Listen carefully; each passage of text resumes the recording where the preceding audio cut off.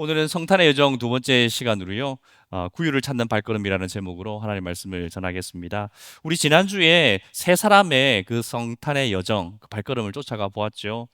요셉은 꿈 하나를 붙잡고요. 아주 위험한 발걸음을 내딛었고요. 동방의 박사들은 별 하나를 바라보면서 1400km나 되는 그 여정을 시작했습니다. 마리아는 주님께서 주신 그 말씀 하나 붙들고 또 순종의 발걸음을 걸어가는 것들을 보았습니다. 그리고 무엇보다도 가장 위험한 발걸음은 누구셨습니까? 전능하신 하나님께서 아무것도 하실 수 없는 그 아기의 모습으로 오심이 가장 위험한 걸음임을 우리가 함께 들었습니다. 그런데 여러분, 이 성탄절에는요, 성탄 이 이야기에는 또 다른 사람들이 있습니다. 오늘 말씀에 읽은 목자들인데요. 당시의 목자는 굉장히 천한 직업이었습니다. 그래서 사회에서 가장 낮은 곳에 위치해 있던 사람들입니다. 그들은 세상에 관심 밖에 있었고요. 들판에서 밤을 새웠던 그런 사람들입니다. 밤이 어떤 시간입니까? 밤은 위험하잖아요. 밤은 짐승들이, 사나운 짐승들이 덤벼들 수도 있고요. 도적대가 출몰할 수도 있는 그런 시간대입니다. 목자들은 매일 밤마다 그 어두움 속에서 양떼를 지키고 있었습니다. 그래서 그들은 편히 잠들 수도 없었습니다. 늘 긴장해야 됐고, 늘 경계해야 됐고, 늘 두려워하며 밤을 지새웠습니다. 근데 여러분, 우리의 삶도 어쩌면 이 목자들과 같지 않을까요? 염려와 근심과 걱정이 밀려올 때는 잠을 이루지 못하는 밤을 또 지내기도 하고요. 내일 무슨 일이 생길지 몰라서 두려움 가운데 또 시간을 보내기도 합니다. 건강의 문제, 경제적인 어려움, 또 관계의 갈등, 자녀 문제 이런 거 생각하면 우리가 잠 못 이루는 밤들이 참 많죠. 그 어둠 속에서 긴장도 하고 또 경계도 하고 두려워하면서 밤을 지샐 때가 많이 있는 것 같습니다. 근데 여러분, 하나님께서 바로 그런 밤에 일하셨습니다. 목자들이 그 두려움 속에서, 그 어두움 속에서 있을 그때에 하나님께서는요, 가장 놀라운 일을 하셨습니다. 화려한 궁전이 아니라 빈 들판에서, 존경받는 제사장들이 아니라 당시에 가장 천대받고 멸시받던 목자들에게 가장 기쁜 소식을 하나님께서 전해주셨습니다. 오늘 우리는 구유를 찾는 발걸음이라는 제목의 말씀을 들을 텐데요. 우리가 피하고 싶고 빨리 벗어나고 싶은 이 어둠 속에서 하나님은 어떻게 일하시는지 함께 듣기를 원합니다. 첫 번째 내지는요, 어둠 속에서 들려온 소식입니다. 목자들에게 그날 밤은 특별한 밤은 아니었을 것입니다. 그냥 평범한 밤이었겠죠. 그날도 이제 하루 해가 지고 어둠이 찾아오면 양떼를 모으고 지키고 있었을 것입니다. 그런데 그날 밤에 놀라운 일이 일어납니다. 갑자기 천사가 나타나죠. 누가복음 2장 9절입니다. 주의 사자가 곁에 서고 주의 영광이 그들을 두루 비춤에 크게 무서워하는지라. 갑자기 천사가 나타나고 주님의 영광의 빛이 그 어두운 들판에 충만했습니다. 그리고 천사가 이렇게 얘기하죠. 10절과 11절인데요. 천사가 이르되 무서워하지 말라. 보라, 내가 온 백성에게 미칠 큰 기쁨의 좋은 소식을 너희에게 전하노라. 오늘 다윗의 동네에 너희를 위하여 구주가 나셨으니 곧 그리스도 주시니라. 하나님께서는 메시아가 태어나셨다라는 그 소식을 목자들에게 제일 먼저 알려주셨습니다. 예루살렘 성전에 있는 제사장도 아니고요, 율법에 정통했던 서기관들도 아니고 헤롯 왕에게도 아니었습니다. 사회에서 가장 낮은 곳에 있었던 사람들, 가장 어두운 곳에 있었던 사람들에게 이 놀라운 소식이 제일 먼저 전해졌습니다. 여러분, 이것이 복음입니다. 복음은요, 어두움 가운데 있는 이들을 위한 것입니다. 구주께서는 이 어두움에 있는 이들을 위하여서 어두움 속으로 들어오신 것이죠. 그리고 천사가 계속해서 이야기합니다. 12절입니다. 너희가 가서 강보에 쌓여 구유에 누워 있는 아기를 보리니 이것이 너희에게 표적이니라 하더니, 구주가 나셨다라는 것을 이제 확증할 수 있는 표적에 관한 말씀이거든요. 구주가 나셨다라는 이거 엄청난 사건이지 않습니까? 이런 사건이 정말로 일어났다라는 것을 확증하기 위해서는 뭔가 좀 특별한 표적이 있어야 할 것은 당연한 것입니다. 어떤 표적이 있으면 좋겠습니까? 일단 왕이시니까 궁정에서 태어나가지고 요람도 금으로 막 장식되어 있는 화려한 그 요람에 이렇게 탁 누워 있는 그런 아기 정도면 표적이 될 만하겠죠. 그런데 우리 구주께서 오신 표적은 그렇지 않았습니다. 화려한 것이 아니라요. 아주 누추했습니다. 궁전도 아니고요. 또 큰 황금으로 장식된 요람도 아니라 말들이 밥통으로 쓰는 구유에 구주께서 누이시게 됩니다. 갓난 아기, 갓난 아기를 어느 부모가 말밥통, 소밥통 위에다가 눕히는 부모가 어디 있겠습니까? 이런 데 있을 수 없죠. 근데 구주는 그곳에 오셨습니다. 그러니 오히려 구주께서 구유 위에 누우신 것이 그리스도가 오신 것에 대한 표적이 될 수 있는 것이지요. 만약 예수님께서 궁정에서 태어나셨다면 목자들이 들어갈 수 있습니까? 목자들 못 들어갑니다. 만약에 예수님께서 황금으로 장식된 멋진 요람에 누워 계셨다면 목자들이 감히 그곳에 접근할 수나 있었겠습니까? 접근하지 못했을 것입니다. 그런데 구유는 어떻습니까? 구유는 목자들이 맨날 보는 거예요. 목자들이 얼마든지 다가갈 수 있는 곳. 그래서 비록 누추하지만 가장 낮은 사람인 목자들도 찾아올 수 있는 곳으로 구주께서 바로 태어나신 것입니다. 가장 낮은 곳, 가장 누추한 곳으로 우리 구주께서 오신 것이죠. 그런데 왜 하나님께서는 이 목자들에게, 하필 이 목자들에게 이 놀라운 소식을 제일 먼저 전하셨을까요? 그들이 특별히 경건해서입니까? 아니면 그들이 율법을 잘 지켜서입니까? 아닙니다. 정반대입니다. 당시 목자들은요, 들판에서 늘 가축들을 만지고 있었기 때문에 이 정결, 예식, 예법을 따를 수가 없었어요. 그래서 이 목자들은 성전에도 잘 들어갈 수도 없었고, 또 이 목자들은 이 양치기 소년들이지 않습니까? 그러니까 이게 거짓말을 엄청 잘하는 거예요. 당시 법정에서는 이 목자들의 증언은 증언으로 채택하지도 않았습니다. 저 거짓말쟁이들. 저거는 들을 가치가 없어. 그런 사람들이었습니다. 율법 학자들의 입장에서는 부정한 사람이었고 법정에서는 일고의 가치도 없는 그런 사람들이었죠. 그런데 그 사람들, 한마디로 말해서 전혀 자격이 없는 사람들, 하나님께서는 그 자격이 없는 사람들에게 이 복음의 소식을 제일 먼저 전해주셨습니다. 이것이 의미하는 것이 무엇이겠습니까? 복음은 자격이 있는 이들을 위한 것이 아니라 자격이 없는 이들을 위한 것이라는 것이죠. 혹시 여러분들도 스스로 생각하기에 나는 자격이 없어 라고 생각하십니까? 구원받을 자격, 사랑받을 자격, 은혜 받을 자격이 없다라고 스스로 생각하십니까? 그렇다면 여러분이 바로 그 밤의 목자들인 것이죠. 하나님께서는 바로 그 자격이 없다고 생각하는 이들에게 구원의 가장 기쁜 소식을 제일 먼저 전해 주셨습니다. 오늘 너희를 위하여서 구주가 나셨다. 이 소식을 스스로 자격이 없다고 생각하는 이들에게 제일 먼저 전해 주십니다. 여러분, 이것이 성탄입니다. 성탄은 우리가 뭔가 자격이 있기 때문에 구주를 찾아가는 날이 아닙니다. 오히려 자격이 없는 우리를 구주께서 찾아오시는 날이죠. 우리가 먼저 구주를 찾아 나서는 날이 아니라 구주께서 우리를 먼저 찾아오시는 날이 바로 성탄입니다. 그러니 여러분, 오늘 이 자리에 나는 자격이 없습니다 라는 그런 마음으로 이 금요기도에 나오신 것만으로도 여러분 충분합니다. 한 주간 동안 좀 실패해도 괜찮고요, 기도를 많이 못했어도 괜찮고, 말씀을 제대로 보지 못했어도 괜찮습니다. 오늘 이 시간 이 금요기도에 나와 계신 것만으로도 충분합니다. 그렇다고 해서 그러면 뭐 경건생활은 필요 없고 금요기도에만 잘 나오면 되나? 이렇게 생각하시지 마시고요. 어떤 의미냐면 그날 밤에 목자들이 빈들에서 양떼를 지키고 자기 자리를 지키고 있었던 것처럼 여러분은 이 금요기도회라는 자리를 지키고 계시지 않습니까? 어떤 마음으로 나오셨습니까? 구주를 사랑하는 마음으로, 하나님의 은혜를 사모하는 마음으로, 하나님께 영광의 찬양을 올려드리고 싶은 마음으로, 먼저 그 나라와 그 일을 구하면서 하나님을 간절히 바라고 소망하는 마음으로 나오지 않습니까? 하나님께서는 그것을 보십니다.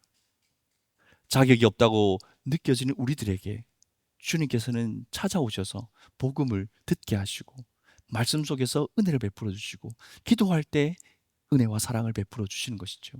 그러니 내가 자격이 없다고 생각하는 것은 오히려 이것이 하나님의 큰 은혜입니다. 그날 밤에 천사들이 목자들에게, 자격이 없는 목자들에게 이 복음의 가장 기쁜 소식을 전해 주었던 것처럼 오늘 옆에 있는, 오늘 이 밤의 목자들에게 우리가 기쁜 소식을 서로 전했으면 좋겠습니다. 이렇게 한번 전해봅시다. 무서워하지 마십시오. 당신을 위하여 구주가 나셨습니다. 아멘. 두 번째 대지는 양떼를 떠나 구유를 찾아서입니다. 천사들의 찬양이 이제 끝이 났습니다. 천사들이 이제 돌아갔죠. 그러면 그 들판은 다시 어두워졌습니다. 이제 목자들에게는 선택해야 되는 상황 가운데 놓였습니다. 양떼를 계속해서 지키고 있을 것인가? 아니면 양떼를 버려두고 천사가 말한 대로 구유에 나신 아기를 찾아 나설 것인가? 그 선택의 기로에 있습니다. 만약에 아기를 찾기 위해서 베들레헴으로 떠나면 양떼는 두고 가야 되잖아요. 그럼 양떼가 흩어질 수도 있고 사나운 짐승이 와서 물어갈 수도 있고 도둑이 훔쳐갈 수도 있습니다. 어떻게 해야 될까? 베들레헴에 가야 할까 말아야 할까? 그 밤에 목자들은 무엇을 선택했을까요? 15절 말씀 볼까요? 천사들이 떠나 하늘로 올라가니 목자가 서로 말하되 이제 베들레헴으로 가서 주께서 우리에게 알리신 바 이 이루어진 일을 보자 하고 이제 베들레헴으로 가자. 이것이 그날 밤 목자들의 선택이었습니다. 아마 양떼들을 어떻게 좀 관리할까, 어떻게 놔둘까라는 그런 계획을 세울 틈도 없었을 것입니다. 베들레헴으로 가자! 이것이 그날 밤 목자들의 선택이었습니다. 16절을 한번 볼까요? 빨리 가서, 그냥 가는 것도 아닙니다. 빨리 가서 마리아와 요셉과 구유의 누인 아기를 찾아서 목자들은 서둘러서 그 구유의 누인 아기를 찾아 나섰습니다. 근데 여기서 그냥 그래, 목자들이 빨리 찾아갔구나 라고 생각할 수 있는데, 여러분이 목자가 되었다고 생각해 보십시오. 그날 밤에 구유의 누인 아기가 있다고, 야 희한하다, 한번 가보자 라고 했는데 어떻게 갈 거예요? 어딘 줄 알고 어떻게 가실 겁니까? 천사들이 와가지고 뭐 자세하게 알려줬나요? 베들레헴 북로 7번 길, 그 집에 가면 구주가 있으니까 그분께 경배드려라 라고 했습니까? 아니잖아요. 천사가 한 말이라고는 구유에 아기가 누워 있을 것이다, 그분이 그리스도이시다, 메시아이시다, 그거 하나밖에 없습니다. 그것이 전부죠. 당시 베들레헴에 그 마을에 구유가 몇 개 있었을까요? 정답하시는 분? 이 있으면 큰일 납니다. 성경이 없기 때문에 정답을 알 수가 없는 거죠. 모르긴 해도 수십 개에서 뭐 100여 개는 되지 않겠습니까? 각 그때는 집마다 그런 마구간이 있었으니까요. 그럼 어떻게 할 거예요? 어떻게 찾을 겁니까?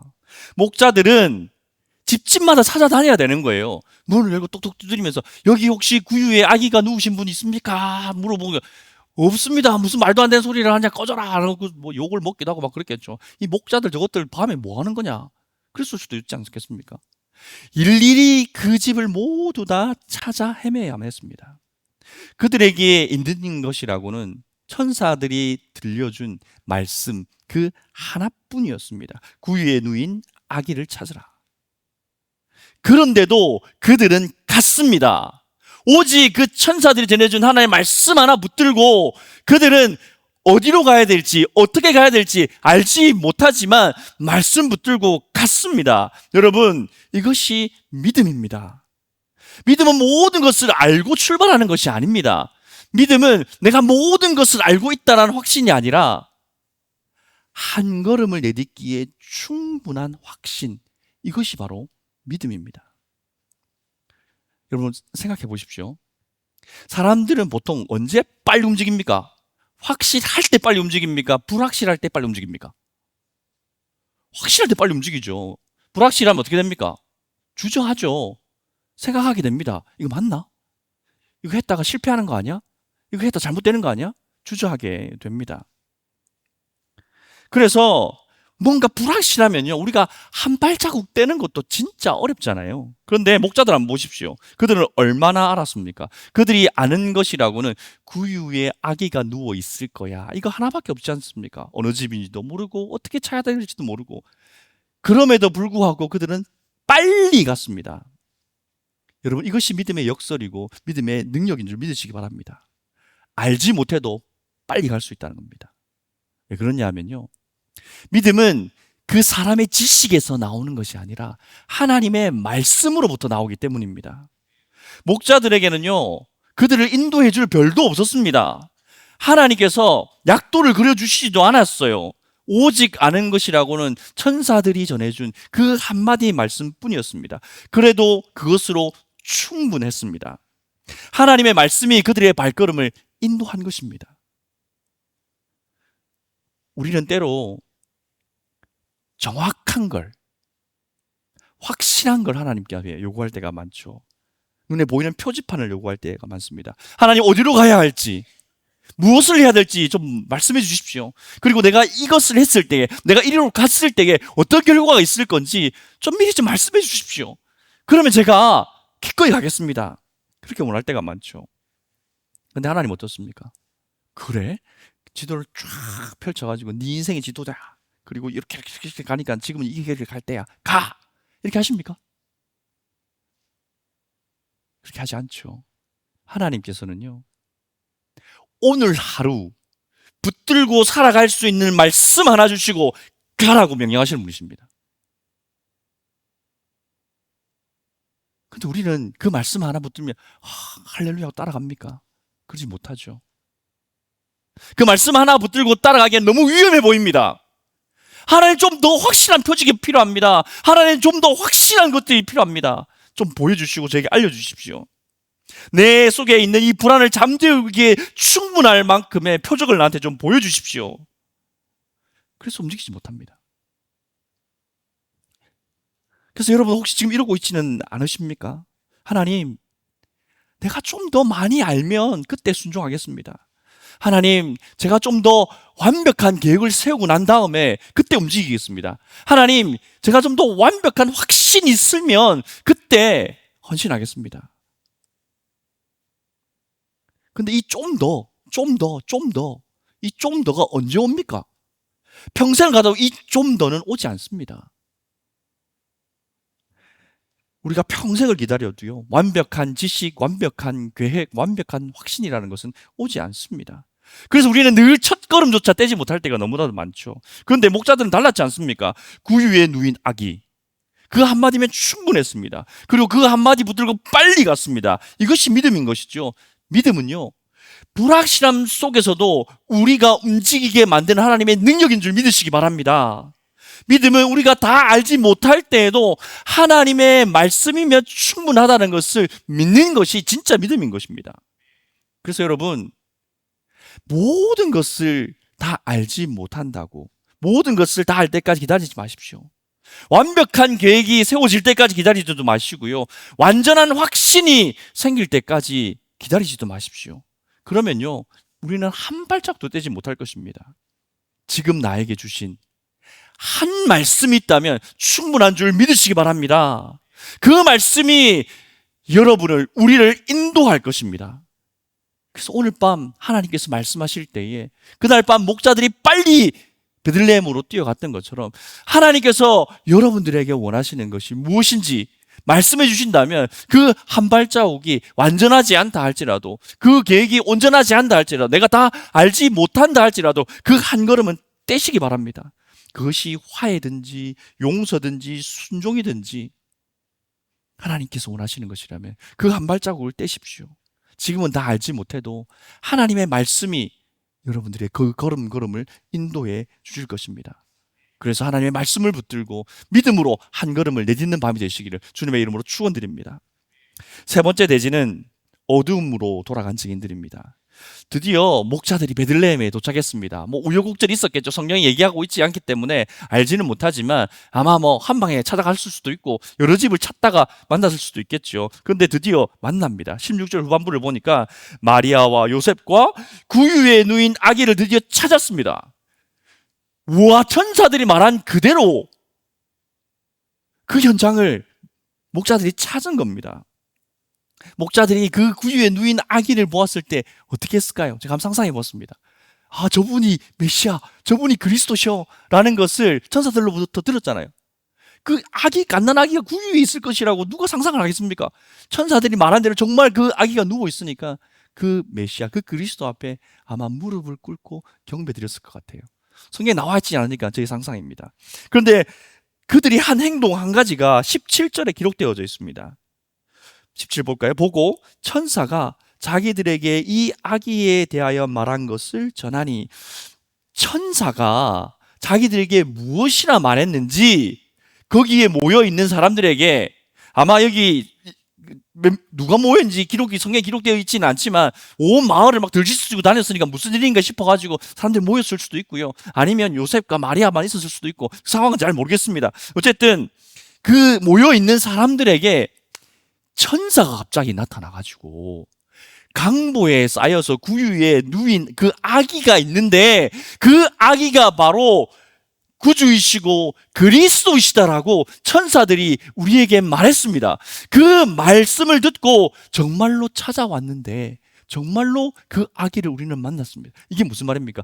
그 구유에 누인 아기가 누구란 얘기예요? 그리스도시다는 거예요. 메시아시다는 거예요.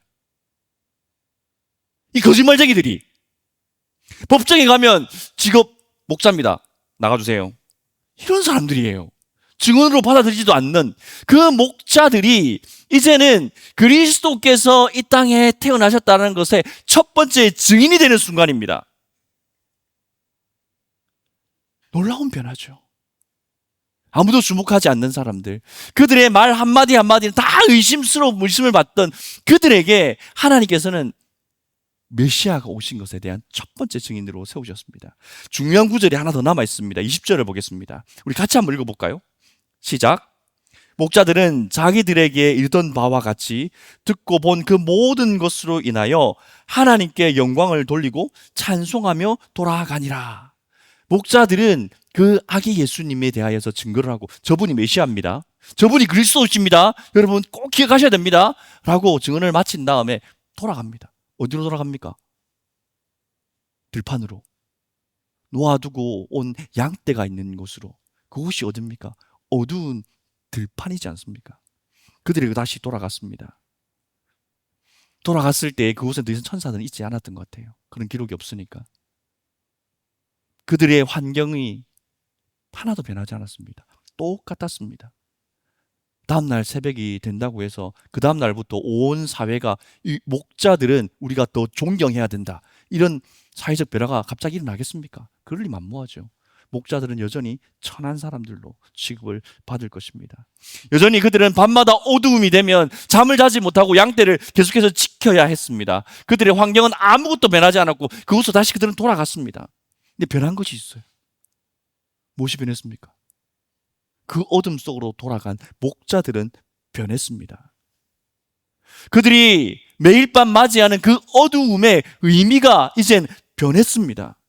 이전까지 그 어두움은 무섭고 두렵고 늘 경계해야만 하는 그런 어두움이었다면, 이제 구주를 만나고 난 이후에 그 어두움은 어떤 어두움입니까? 하나님께서 일하시는 어두움입니다. 그래서 매일 밤 그들을 감싸고 있는 그 어두움은 이제 저주가 아니라 하나님의 축복의 자리가 되는 것이죠. 왜 그럴까요? 왜 그럴까요? 왜 그 어두움이 그들에게 축복이 됩니까? 매일 밤마다 어두움이 찾아오면 무슨 생각을 할 것 같으세요? 낮에 잃어버린 양이 생각이 날까요? 아니면 어제 만났던 구주가 생각이 날까요? 밤이 찾아올 때마다 그날이 생각나지 않겠습니까? 이런 밤이었어, 이런 밤. 이런 밤에 갑자기 천사가 막 나타나가지고 막 주님의 영광이 확 미치더니 구주가 나셨다는 소식을 전하더라. 근데 그 순간에 갑자기 있잖아, 하늘이 쫙 열리고 천군 천사들이 막 엄청난 찬양을 하는 거야. 그리고 깜짝 놀래가지고 베들레헴으로 막 달려갔잖아. 거기서 정말로 우리가 구주를 만났지. 매일 밤마다 목자들은 그 구주를 만난 기억을 떠올리지 않았겠습니까? 매일 밤이 올 때마다 그들은 그 구유에 있던 자리로 달려갔을 것입니다. 마음으로, 기억으로 그곳에서 그들은 구주를 매일 만나는 것이죠. 목자들의 여정은 그날 밤에 끝난 것이 아니라 오히려 그날부터 시작된 것이었습니다. 그들은 매일 밤마다 그 구주를 기억하며 생각하며 구주를 만나며 살아가게 되는 것이죠. 어둠이 몰려올 때마다 이 깜깜한 밤이 언제쯤 끝나나 무섭다, 두렵다, 지겹다가 아니라 이 칠같이 어두운 밤에 하나님께서는 일하시는구나라는 것을 기억하며 살아가게 되는 것이죠. 사랑하는 성도 여러분, 오늘 금요기도회 마치고 우리도요 다시 삶의 어두움으로 돌아가야 할지도 모릅니다. 오늘 기도 다 마치고 예배당 문을 열고 쫙 나갔을 때 정말 하나님의 놀라운 기적과 표적이 나타났으면 좋겠는데 그런 일들은 잘 안 일어나요.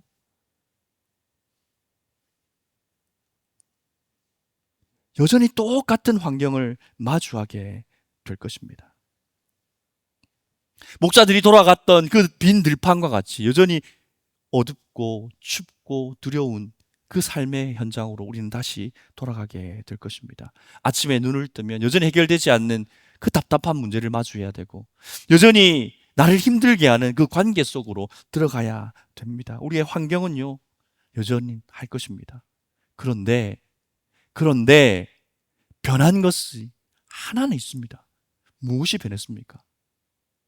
그 어둠 속으로 걸어 들어갔던 목자들이 변했던 것처럼 그 삶의 어둠 속으로 돌아가는 우리는 이제 변한 줄로 믿으시기 바랍니다. 우리는 구주를 만난 사람들이지 않습니까? 우리는 구주를 모시고 영접한 사람들이지 않습니까? 그러니 목자들이 더 이상 그 어두움이 그들을 두렵게 하고 짓누르는 삶의 수고로움과 그 무거운 짐이 아니라 구주를 만났던 그 놀라운 역사를 경험했던 그 현장이었던 것처럼 여전히 내 삶을 짓누르고 있는 여러 가지 문제들, 나를 괴롭히는 그 수많은 어려움들이 이제는 다르게 보여지고 다르게 해석될 수 있는 거예요. 무엇으로요? 내 인생의 가장 어두운 것만 같은 이 어두움의 시간들이 하나님께서 일하시는 시간으로 보이기 시작할 것입니다. 그 어두움 속에서 하나님이 일하신다는 것을 우리는 믿음으로 바라보며 그 어두움이 이제 전혀 다른 의미로 우리에게 다가오기 시작할 것입니다. 그럼 여러분, 지금 인생의 가장 어두운 길을 걷고 계시다고 생각하십니까? 한치 앞을 예상할 수 없어서 괴롭고 힘드십니까? 그렇다면 우리가 해야 할 일은 무엇이겠습니까? 목자들은 그 어두운 밤에 무엇을 했습니까? 말씀 하나 붙들고 빨리 달려갔던 것처럼 무엇을 위하여? 구주를 찾기 위하여, 구주를 만나기 위하여 빨리 달려갔던 것처럼 인생의 가장 어두운 밤을 지나고 있다면 지금 우리가 해야 할 일은 단 한 가지입니다. 말씀 붙들고 빨리 구주를 찾아 나서는 것입니다. 물론 이미 구주를 영접한 상태이지만 그러나 다시 한번 구주를 더 간절히 바라고 다시 한번 구주를 더 깊이 체험하고 더 깊은 관계 속으로 들어가기 위하여서 구주를 찾아 나서야 하는 것입니다. 오늘 기도의 자리에 가서 그 주님을 간절히 찾으시기 바랍니다.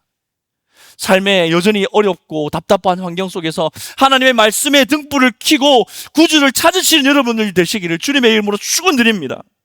그렇게 주님을 대면할 때, 그렇게 우리가 주님을 만날 때에, 그 주님을 영접할 때에 우리를 짓누르고 있던 그 어두움이 변하여서 우리의 마음 가운데 드디어 평강이 임하기 시작할 것입니다.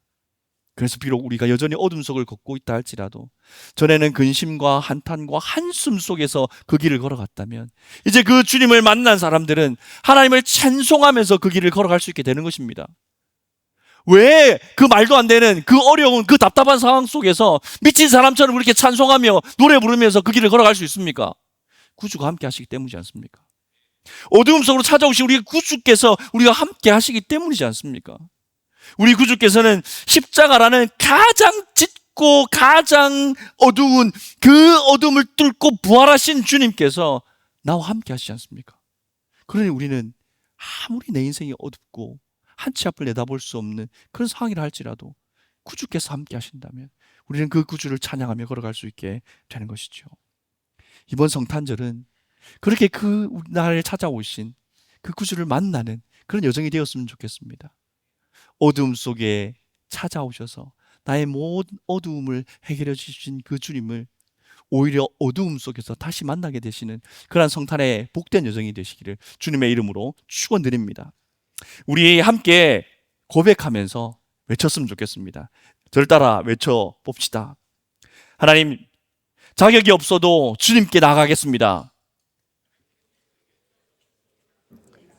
다 알지 못해도 믿음으로 걷겠습니다.